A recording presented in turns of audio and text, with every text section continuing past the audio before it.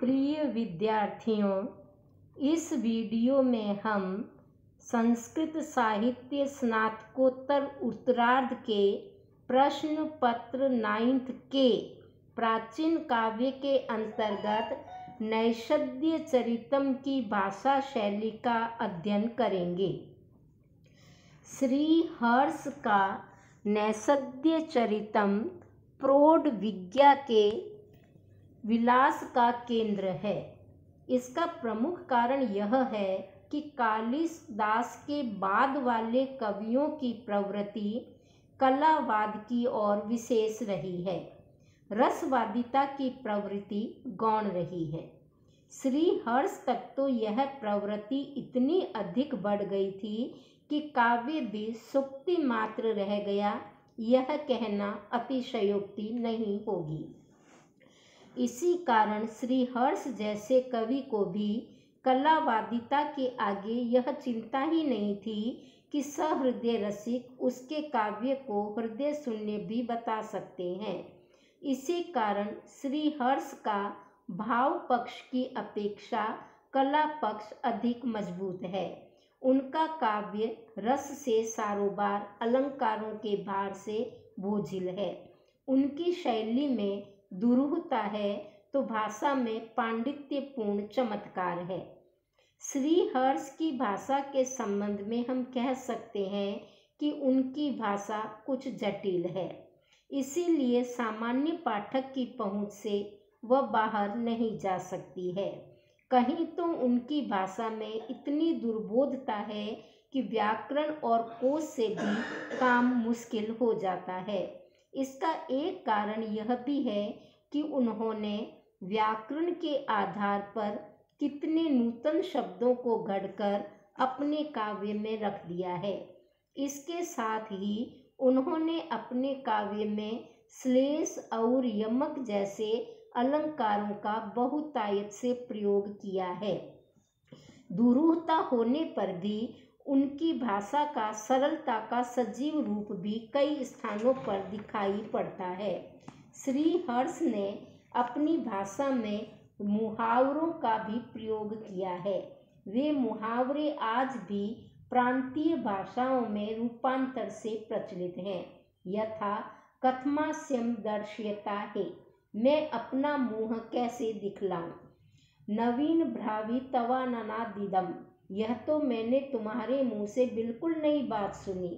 ऐसे मुहावरों के प्रयोग से उन्होंने अपनी भाषा को अति सरस भी बना दिया है और रुचिर भी बनाया है। श्री हर्ष ने अपनी भाषा को शब्दालंकार और अर्थालंकारों से सजाया है। सामान्य रूप से कवि ने अर्थालंकारों का बहुतायत से प्रयोग किया है। जिस प्रकार उपमा के लिए कालिदास प्रसिद्ध है, तो हर्ष भी उपमा के लिए बेजोड़ है। श्लेष का पुट देकर वे उपमा को और अधिक सुंदर बना देते हैं। उदाहरण के लिए दमयंती के हृदय में नल विषयक काम प्रवेश कर गया है।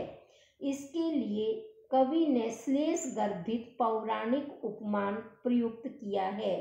यथो हयमानः खलु भोग मोजिना प्रसद्य वैरोच निजस्य पत्नम विदर्भ जाया मदनस्तथा मनो अनालावरुद्धम वस्फेव वेशितः। इसी प्रकार उनकी भाषा में दुरूहता के साथ साथ सहजता, सरसता व समानता भी समाई हुई है। श्री हर्ष ने अपने काव्य में मुख्य रूप से वैदर्भी शैली का प्रयोग किया है। वो वैदर्भी के प्रमुख पक्षधर है। उन्होंने वैदर्भी का यथोचित गुणगान किया है। वो स्वयं कहते हैं, धन्यासी वैदर्भी गुणैरुदारई, ये वैदर्भी अपने उदार गुणों के कारण धन्य है। वैदर्भी रीति, श्लेष अलंकार, वक्रोक्ति विलास, गुण और रसों का यथोचित प्रयोग करने में श्री हर्ष कुशल चितेरे हैं। उनकी वैदर्भी रीति कालिदास की तरह प्रसाद गुण से युक्त नहीं है। फिर भी नैषद्य चरितम में कुछ श्लोक प्रसाद गुण में कालिदास की समानता करते हैं। कुछ कवियों ने हर्ष को पांचाली रीति का कवि माना है। कई पक्षधरों ने लिखा है कि नैषद के कवि के लिए उसकी रीति कुछ भी हो, हमें तो उसमें पांचाली के ही लक्षण विशेष रूप से दिखाई पड़ते हैं। श्री हर्ष ने अपने काव्य में भावानुकूल शब्दों का प्रयोग किया है। वहीं उनकी शैली पर वक्रोक्ति संप्रदाय का प्रभाव स्पष्ट प्रतीत होता है।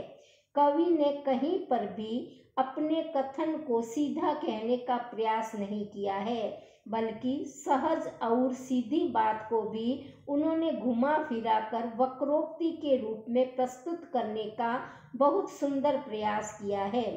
उनकी शैली पर पांडित्य का अत्यधिक प्रभाव पद पद पर दिखाई पड़ता है। श्री हर्ष को वेद, वेदांगों, सामुदायिक शास्त्र, धर्म, अर्थ, तंत्र, काम, संगीत, गणित, पशु संबंधित विद्या, धनुर्वेद आदि विविध शास्त्रों का पूर्ण ज्ञान था और इसके स्पष्ट प्रमाण उन्होंने नैषद्य चरितम में दिए हैं। नैषद्य चरितम में स्थान स्थान पर उन्होंने इन सभी विविध शास्त्रों का ज्ञान प्रकट किया है। श्री हर्ष ने अपने काव्य में वैदर्भी रीति का प्रयोग बहुतायत से किया है, परंतु कहीं कहीं श्री हर्ष की शैली लंबे लंबे समासों से युक्त होकर गौड़ी शैली के भी निकट पहुंच जाती है। इसी आधार पर यह कहा जा सकता है कि उनके नैषद में ऐसे अनेक स्थल हैं जिनका अर्थ समझना सामान्य जन के लिए अत्यधिक दुष्कर हो जाता है। इसलिए श्री हर्ष की भाषा शैली वर्णीय विषय के अनुसार बदलती रहती है। जहाँ वर्णीय विषय सहज है वहाँ उन्होंने पांचाली का वर्णन किया है या पांचाली रीति में उसको निबद्ध किया है। अधिकांशतः वैदर्भी का वर्णन है, लेकिन कहीं कहीं पर लंबे समासों वाली गौड़ी में रचना करके उन्होंने अपने काव्य को और अधिक ओजस्वी तथा जटिल बनाने का भी प्रयोग किया है। चूंकि उनके काव्य के नायक राजा नल जो है वो प्रतापी राजा है, इसलिए उनके प्रताप का प्रदर्शन करने के लिए उन्होंने गौड़ी का भी सहारा लिया है। राजा नल के धर्मज्ञ रूप का, विद्वान रूप का, दानवीर रूप का, काम भावना से युक्त रूप का वर्णन उन्होंने विभिन्न वृत्तियों में, विभिन्न रीतियों में, विभिन्न अलंकारों में और छंदों में विविधतापूर्ण किया है। इस प्रकार हम कह सकते हैं कि श्री हर्ष एक सर्वगुण संपन्न कवि है, जिनको समस्त प्रकार के शास्त्रों का पूर्ण ज्ञान है, समस्त प्रकार की रीतियों में वो लिखने में कुशल है और हर प्रकार के छंद और अलंकार उनकी लेखनी पे निरंतर विद्यमान रहते हैं।